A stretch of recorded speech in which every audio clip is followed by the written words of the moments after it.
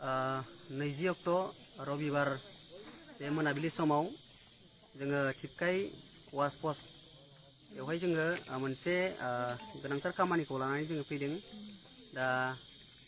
दानि जितु हाबाफारि बेयो जोङो जोंनि थिपकाय परबतझार दख'रा दुलाराय बर' फरायसा आफादनि सिङाव थानाय सांबान्दा गामिनि मुस्रि रबजय ब्रह्म बिथांखौहाय पुलिसफोरा दहाय मोनाबिलि समावहाय हमनानै लाबोदों। दा हमनानै लाबोनायनि उनाव बिथांमोनखौहाय थिपकाय आउटपस्टआवहाय दोनफैदों। दा बे बाथ्राखौ लानानै सांबान्दा गामिजों लोगोसे ओनसोलाव थानाय गोबां रायजो राजाफोरा माखासे प्रटेस्ट खालामफैदों।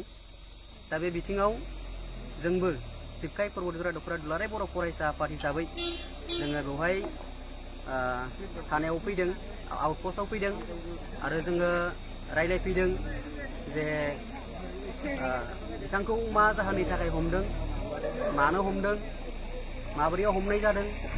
दा बे बाथ्राखौ जोङो मानगोनां SDPO काजिगावनि SDPO आरो गसाइगावनि SDPO सानै SDPO बिथांमोनजों जोङो सावरायदों। सावरायनायनि गेजेराव बिथांमोना माखासे एभिडेन्सनि खोथा बुंदों।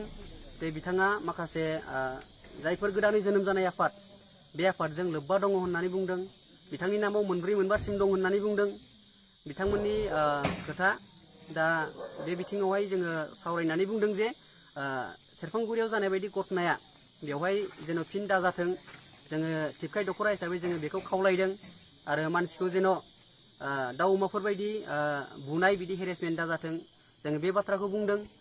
आरो SDPO सानै बिथांमोना जोंनो एसुरेन्स होदों, खोथा होदों जे जोङो जेबो बेबायदि टर्चार बिदि खालामा आरो जोङो सेरफांगुरि बायदियाव जानाय बेबायदि घटनाखौ जोङो बेवहाय लाबोनाय नङा।